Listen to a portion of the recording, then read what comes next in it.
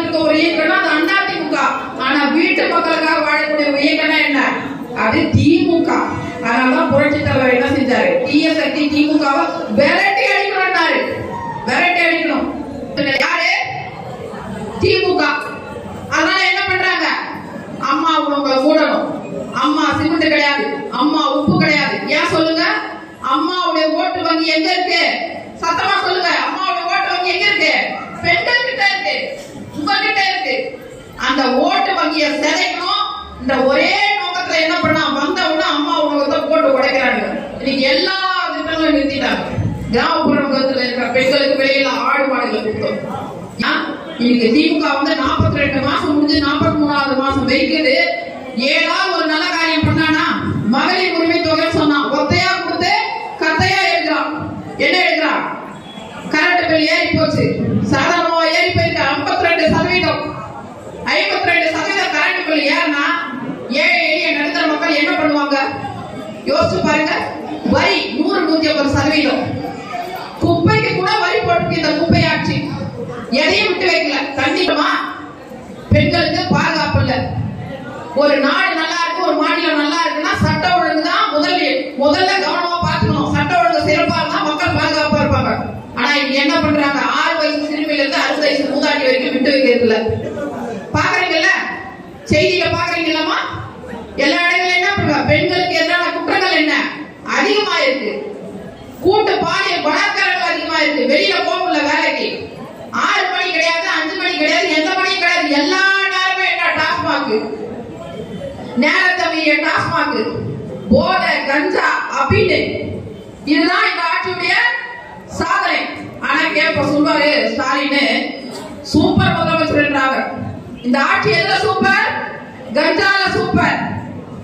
எதுல super? கஞ்சால super, டாஸ்மாக்ல super, கொலை கொள்ளையில super. இதெல்லாம் என்ன 42 மாசமா நம்மளுக்கு இந்த ஆட்சி பரிசா தந்துட்டு இருக்கு. பயமா இருக்கு. யாருமே போக முடியல. யாராவது உண்மை பண்ணல. ஒரு கட்சியுடைய தலைவரை இதே தொகுதின்னு தான் நினைக்கிறேன் நானே, இல்ல பக்கத்து தொகுதியாக இருக்கலாம்.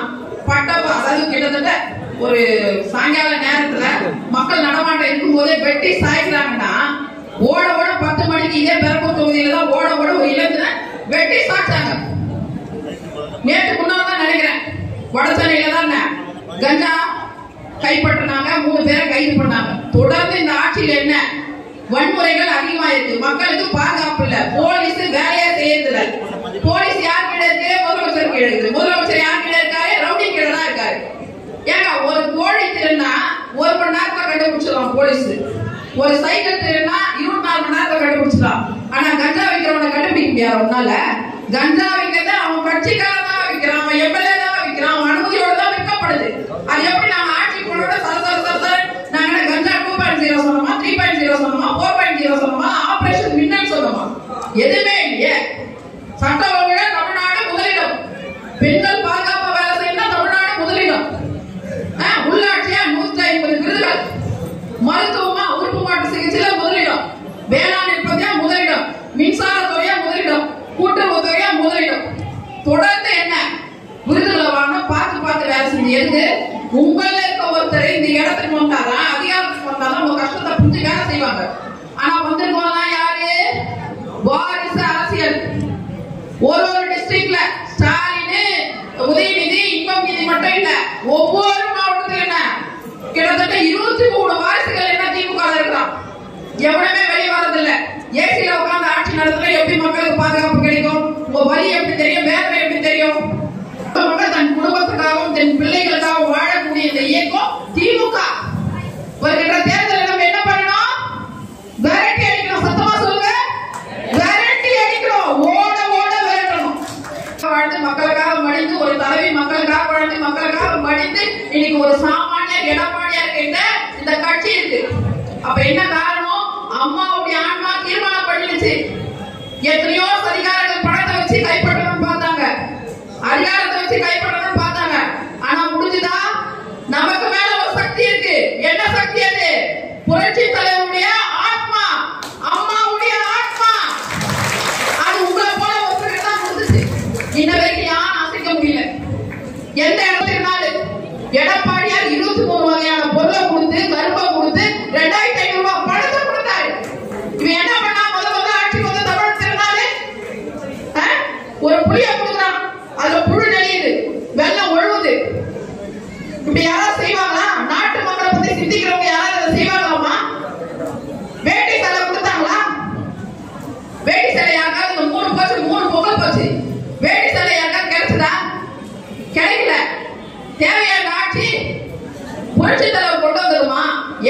நீங்களும் கொண்டாடணும், ஒரு பக்கம் நெசவாளர்களும் வாழணும்னு நினைச்சாங்க. நீ வண்டியில இருக்காங்க. ஆனா அம்மா என்ன பண்ணாங்க, 100 யூனிட் மின்சாரத்தை கொடுத்தாங்க. நமக்கு எந்த மாநிலம் கொடுத்துச்சு? விசைத்தறி நெசவாளருக்கு 700 யூனிட், நெசவாளருக்கு 300 யூனிட். அந்த அளவுக்கு பார்த்து செஞ்சு எத்தனையோ நெருக்கடி. கொரோனா காலங்கள்ல கூட 1 லட்சம் இழப்பு, நமக்கு 1 லட்சம் கோடி இழப்பு. அப்புறம் மக்கள் நல திட்டங்களை நிறுத்தல, நாங்க எல்லாத்தையும் கொடுத்தோம். ஆனா இவன் வந்த பிறகு இவங்க எத்தனை பேரிடாரு நமக்கு வரதான ஆரம்பிச்சு ஓகே கஜா 1 லட்சம் மின்சார கம்பங்கள் சாஞ்சி போன நேரத்துல கூட மத்திய அரசாங்கம் கொடுக்கணும் போய் யார்கிட்ட கையேந்தி நிக்கல. கொரோனா காலத்துல கூட ஒரு இந்த நோய் எப்படி இருக்கும், அது என்ன பண்ணும், மக்களுக்கு எந்த அளவுக்கு துன்பத்தை கொடுக்க எதுவும் தெரியாத நேரத்துல கூட 90 கோடி ஒதுக்கி உடனடியா கொரோனாக்கு மக்களை பாதுகாக்கிறதுக்காக ஒதுக்கிற ஒரு ஒப்பற்ற தலைவர் யாரு? எடப்பாடியா. நெருக்கமான பகுதி வட சென்னை 1999 குடிசைமான வாரியங்கள் இருக்கு. எல்லாத்துக்கும் என்ன குழு போட்டாரு. குழு போட்டு மந்திரியை 2 மந்திரியை போட்டு 3 ஏஐ போட்டு உங்களை எல்லாம் பாதுகாத்தாரு. வீட்டுக்கு எல்லாத்தையும் வர வச்சாரு. இல்லையா? உண்மையா இல்லையா சொல்லுங்க? பொய் சொல்லமா? பொய் சொல்லமா? அண்ணா திமுக பொய் சொல்ல வராது. இன்னைக்கெல்லாம் உட்கார வச்சு பொய் சொல்லனாலும் பொய் சொல்ல வராது. ஆனா பொய்யிலே பிறந்து பொய்யிலே வளர்ந்த ஒரு புலவர் பெருமானா அது திமுக தலைவர், அவன் புள்ள, அவன் பேரன். அந்த அளவுக்கு பொய்ய மட்டுமே வச்சு 520 வாக்குறுதியை கொடுத்தான். மாசத்துக்கு கணக்கீடு பண்றேன்னா ஏதாவது பண்ணாங்களா? எதையுமே பண்ணல. எல்லாத்தையும் கொண்டு வந்து புரி தள்ள பணம் கொடுத்துருக்காதியா, நம்ம தள்ள போட்டதான் இப்போ மிச்சம். இது எதுவுமே இல்ல. கட்டுமான தொழில் அப்படியே நின்று போயிருக்கு. ஏன்னா எல்லா விலை ஏறி போச்சு. போட்ட தொழில் கஷ்டப்படுறான், நெசவாளர் கஷ்டப்படுறாங்க, மாணவருக்கு எதுவும் கிடைக்கல, கூரெல்லாம் பிஞ்சு ஒழுகுது, உயிருக்கு பயந்து வாழக்கூடிய சூழ்நிலை. மருத்துவம் எடுத்துங்க, தாய் சேய் இறப்பு அதிகமா இருக்கு. இப்ப பார்த்துதான் வந்து நியூஸ்ல ஒரு குடும்ப கட்டுப்பாடு சிகிச்சைக்காக போன சேலத்துல இருக்க ஒரு பெண்மணி என்ன சரியா சிகிச்சை அளிக்காம இறந்து போறாங்க. முதலமைச்சர் தொகுதி ஒரு கால்பந்து வீராங்கனை எத்தனை கனவுகளோடு இருந்திருப்பாங்க. ஒரு சின்ன சிகிச்சைக்கு போனா அந்த குழந்தைக்கு என்ன ஆச்சு? கால் போச்சு, உயிர் போச்சு. வெக்கமா இல்ல? முதலமைச்சர் பார்த்து கேட்கணும், வெக்கமா இல்ல? ஒரு முதலமைச்சர் தொகுதி 5 ஸ்டார் ஹோட்டல் கூட இருக்கும். ஆனா வெள்ளம் வந்தாலும் அந்த தொகுதி தான் மக்கள்லாம் நீச்சல் அடிச்சுதான் வெளியே. மக்கள் மகிழ்ச்சி வெள்ளத்துல இருப்பாங்கன்னு சொன்னாரு. மகிழ்ச்சி வெள்ளத்துல மழை வெள்ளத்துல தான் பாதிக்கப்பட்டிருக்காங்க. எதுவுமே சரி கிடையாது. 31,000 பேர் மருத்துவ பணியாளர்கள் கோட்டை 31,000 வேகன்சி இருக்கு, அதை போட முடியல. எல்லா திட்டங்களும் நிறுத்திட்டான். பட்டியல் மக்களுக்கு கொடுத்த ஃபண்டை கூட எடுத்து உரிமை தொகை கொடுத்துட்டு இருக்கான். அது கூட நாடகம். எலெக்ஷன் வரைக்கும் நாடகம் போடுவோம். அப்ப மொத்தமா இப்ப போட்டிருக்க வரியை விட 200% 300% போட்டு மொத்தமா நம்மள காலி பண்ணுவோம். எல்லா தரப்பு மக்கள் விவசாயிகளை எடுத்துங்க. குடிமராமத்து பணி ஒரு அற்புதமான பணி. ஏரி குளங்கள்லாம் தூர்வாரா, இங்க இருக்கிற கால்வாய் எதையும் தூர்வாராம அவன் கால்வாய தூர்வாரத்துக்கு அவன் போட்ட மழைநீர் வடிகால தூர்வாரணும். மழைநீர் வடிகாலம் ஒண்ணு போட்டு 4,500 கோடி பேக்கேஜ். வெள்ளை அறிக்கை கேட்டா 4,500 கோடி செலவாகல. ஐயோ 1,500 கோடி தான் செலவாகுதான். 4,500 கோடி வேலை இல்ல. 4 ரூபாய் வேலை கூட நடக்கல. அதுக்கு நீங்க தான் சாட்சி. நீங்க தான் சாட்சி. மழைநீர் வடிகால் போட்டா எந்த மழை பெய்தாலும் ஒரு சொட்டு தண்ணி கூட நிக்காது சொன்னது யாரு? ஸ்டாலின், மேயர் சுப்பிரமணியம், இவங்க தான் சொன்னாங்க. ஆனா என்ன ஆச்சு?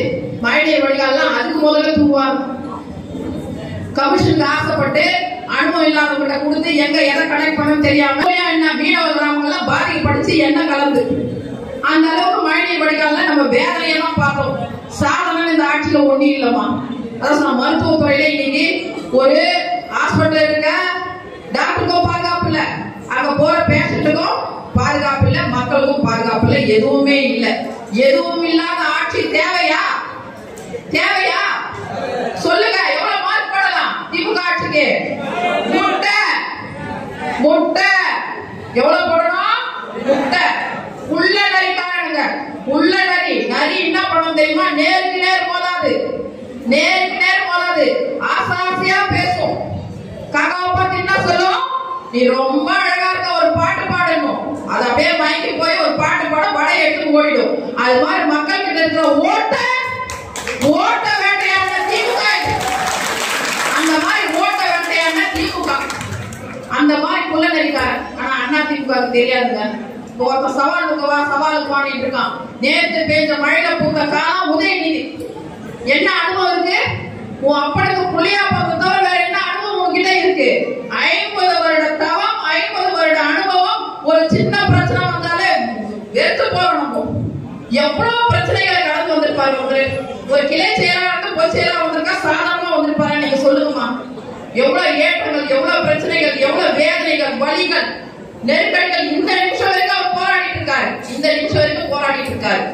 உன்னால ஆட்சியை கலைக்க முடியல. இடைத்தேர்தல் வந்த போதும் பெரும்பான்மையான தொகுதியில 2 எடுத்து ஆட்சியை முழுமையா நிறைவு பெற்று ஒரு விவசாயத்தை 2 முறை தள்ளுபடி பண்ணார். 12,200 கோடி அவர் ஆட்சி போகும்போது விவசாயிகளுக்கு தள்ளுபடி. இந்த விவசாயிகளுக்கு என்ன பண்ணா? பாதுகாக்கப்பட்ட வேளாண் கடலை கொடுத்தார். வருகின்ற தலைவருக்கு நம்ம சாப்பிடுற சாப்பாடு அதுக்கும் சேர்த்து என்ன எடப்பாடியார் பாதுகாக்கப்பட்ட வேளாண் கடலை கொடுத்தார். விவசாயிகள் வறட்சி, நிவர், புயல் எது வந்தாலும் மக்கள் வாழ முடியுமா? இங்க பரந்தூர்ல எடுக்கலாம், அன்னூர்ல எடுக்கலாம், இருக்கிற அத்தா விவசாயிகளே எடுக்கலாம். ஒரு காலத்துல 2011 அவங்க அண்ணன் முதல்ல பொறுப்பு என்ன? மொத்த மலையை வெட்டி எடுத்தாங்க கிரானைட். அதோட மக்கள் ஓர கட்டாங்க, வீட்டுக்கு ஓடி போயிட்டாங்க. இவங்க வந்தவுடனே காப்பு காட்டை சுத்தி 1 கிலோமீட்டருக்கு என்ன பண்றாங்க? விலக்கு அளிக்கிறாங்க. அந்த 1 கிலோமீட்டர் இருக்க தடை போட்டு வச்சிருந்தோம் இயற்கைகளுக்கு. எதுக்கு? கோரிக்கை.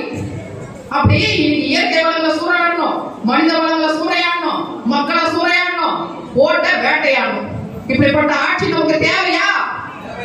இளம் தலைமுறைகளுக்கு நல்ல விஷயத்தை விதைக்கக்கூடிய ஆட்சி கிடையாது. எல்லாத்துக்கும் கஞ்சா, 16-15 வயசு பசங்க கஞ்சா அடிச்சுட்டு கொலவெறியில முடிஞ்சு குழந்தைகளுக்கு பாதுகாப்பு. அப்ப என்ன இந்த சமுதாயம் என்ன ஆகும்?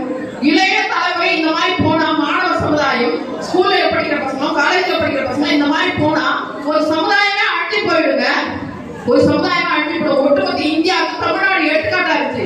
ஆனா இன்னைக்கு என்ன? கஞ்சால முதலிடமா இருக்கு, விபத்துல முதலிடமா இருக்கு, தற்கொலையில முதலிடமா இருக்கு, மதுல முதலிடமா இருக்கு, கடன் வாங்கறதுலயும் முதலிடமா இருக்கு. 3.4 லட்சம் கோடி கடன் வாங்கினாங்க. மக்களுக்கு ஒரு சின்ன துரும்ப கூட கிளீன் பண்ணல. ஒரு சின்ன துரும்ப கூட கிளீன் பண்ணல. இதையெல்லாம் மனசுல வச்சுங்க. அம்மா கொண்டு வந்த திட்டங்கள், புரட்சி தலைவர் கொண்டு வந்த திட்டங்கள், இட ஒதுக்கீடு எடுத்துங்க. 69% இந்தியாவில எந்த தலைவியும் கொண்டு வரலங்க. எந்த தலைவி கொண்டு வரல. சமூக நீதின்றாங்க. என்ன சமூக நீதி? பட்டியல் மக்கள் தாக்குதல் அதிகமா இருக்கு தமிழ்நாடு முழுக்க. தீண்டாமை அதிகமா இருக்கு இவங்க வந்த பிறகு. அப்புறம் என்ன சமூக நீதி? சும்மா மேக்கப் போட்டு, அதான் பொய்க்கு மேக்கப் போட்டுன்னு சொல்றான் ஸ்டாலின். எதுக்கு? இவங்க சதா மேக்கப் மட்டும் போற ஒரு ஆட்சினா எந்த ஆட்சி? திமுக ஆட்சி. வெறும் மேக்கப் மட்டும் தான் போடுவாங்க. சவால் கூப்பிட்டவரை பார்த்து நான் சொல்றேன், நீ சவாலுக்கு வா. அவதான் சொன்னாங்க, நேரடியா நம்ம சவால் தர மாட்டேன். ஏன்னா ஒன்றும் இல்லைங்க. ஏதாவது இருந்தாலும் சொல்றதுக்கு அவங்க ஆட்சியில சாதனை ஏதாவது இருக்கா? சோதனை சோதனை சோதனை, வேதனை. வேதனையின் உச்சம் தான் என்ன? திமுக. அதனால இருக்கிற எல்லாரும் இந்த நிகழ்ச்சியை ஏற்பாடு பண்ணிருக்கோம். செய்திகளை உடனுக்குடன் தெரிந்து கொள்ள நமது அம்மா இணையதள தொலைக்காட்சியை சப்ஸ்கிரைப் செய்து அருகில் உள்ள பெல் ஐகான்